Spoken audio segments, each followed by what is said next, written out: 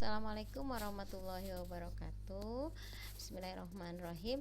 Hari ini saya mau sharing tentang bagaimana sih caranya bikin games di e-learning yang kita punya.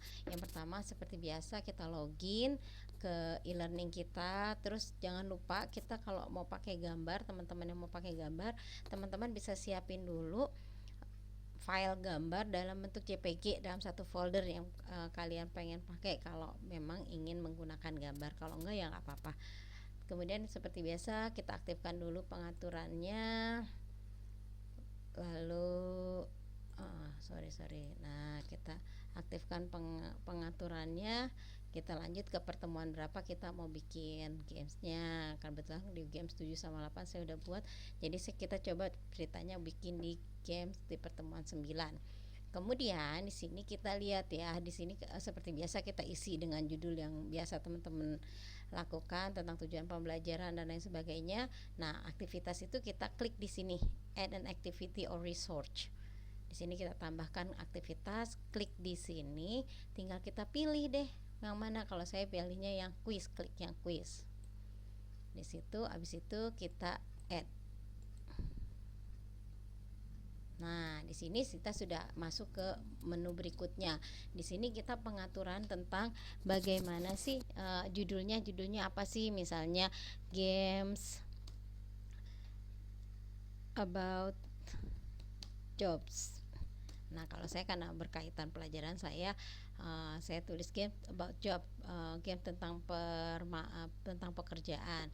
Descriptionnya, biasanya descriptionnya itu saya isi bagaimana cara mengerjakannya. Biasanya itu kita juga bisa tahunya kalau kita udah bikin jadi baru.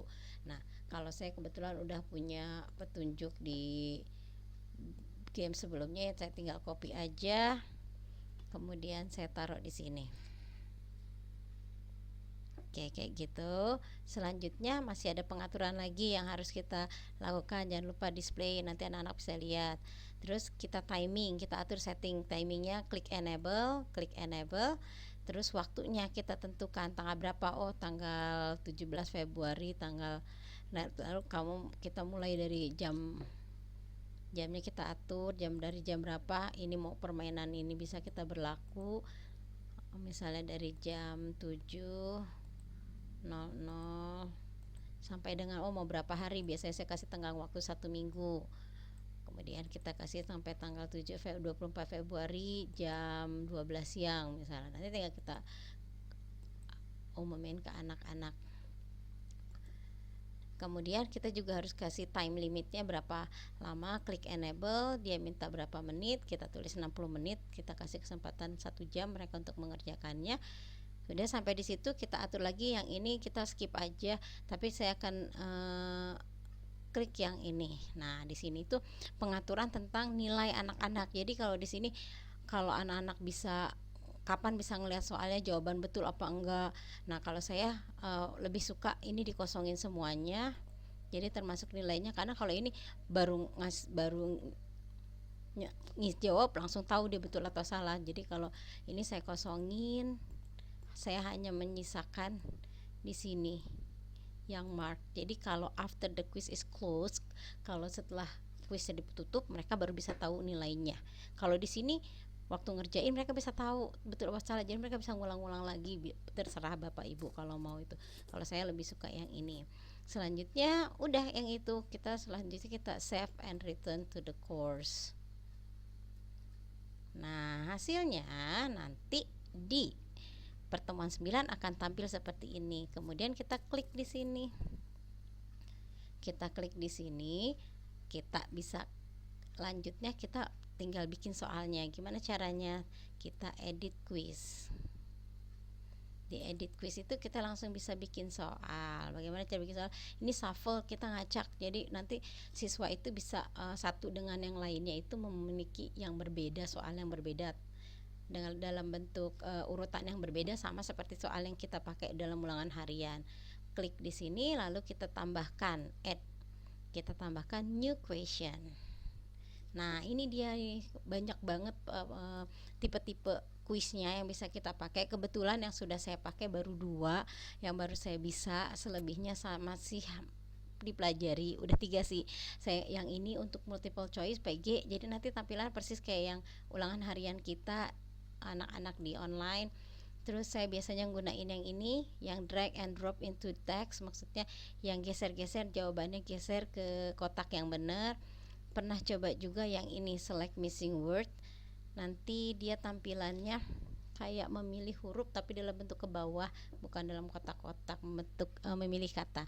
Maka saya mau ajarin yang saya mau sharing yang ini dulu deh, yang sering saya pakai nih. Klik yang drag and drop into text, geser dan lepaskan, jatuhkan ke dalam teks, klik tambahkan atau add. Nah setelah itu kita bisa taruh ini di mana, di nama filenya, kategorinya di sini. Terus kita jangan lupa tulis question name. Kalau kemarin-kemarin saya cuma nulis Q1, Q2, question 1, question 2, ternyata ketika saya cek question bank saya itu membingungkan, itu soal tentang apa.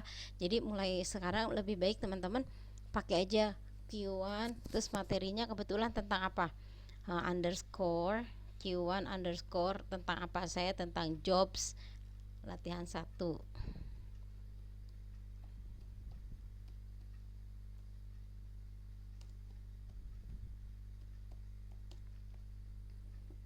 Nah di situ baru deh kita ketik, mau diketik dulu atau pakai gambar dulu boleh. Nah kita sisipin gambar karena saya berkaitan dengan pekerjaan, maka saya cuma mau review sama anak-anak tentang penguasaan perbendaharaan kata mereka dulu. Maka saya klik dulu di sini gambar, kita browse dari inian kita, file kita, choose file, kita akan masuk, langsung dia masuk ke desktop kita. Kebetulan saya udah siapin di sini satu file, satu folder gambar. Saya klik pilot and then open, maka dia akan masuk ke sini. Kemudian kita upload. Nah akan terlihat seperti ini. Kita tulis deskripsinya di situ, pilot plan save image. Nah nanti langsung nongol dia di soal kita, tinggal kita ketik soalnya. He is a bla bla bla, wait, bla bla bla, and then kemudian kita kasih pilihan, pilihannya kita shuffle, bisa diacak jadi satu dengan yang lainnya tidak sama. Namun untuk pilihan pertama itu harus jawaban yang benar. Jadi kunci jawabannya itu ada di layer pertama ini. Kita tinggal tulis pilot, pilihannya doctor, nurse, and then teacher. Dan kalau sudah selesai, kita tinggal save change. Nah ini ada salah satu yang pertama kali saya nyoba bener-bener susah jadinya karena ini. Nah jadi teman-teman lihat di sini, he is a, dia nggak akan nongol soal kita ini masih salah, dia masih bilang salah. Kenapa? Karena dia bilang nggak punya sarang. Ternyata sarangnya itu yang ini. Nah yang ini kita copy, tulisan di sini kita copy, and then kita paste di sini. Dan habis itu kita save change. Dan kalau sudah begini, berarti kalau udah sampai di tampilan begini, berarti teman-teman udah berhasil membuat soal. Kita bisa lihat, kita review di sini, previewnya ada. Nah kurang lebih tampilannya akan segini. Nah gimana cara anak-anak menjawab? Anak-anak bisa menggeser, tuh lepas, he is a pilot, oh pilot, click, and then they answer for the next question, dia jawab lagi ke soal berikutnya, kayak gitu.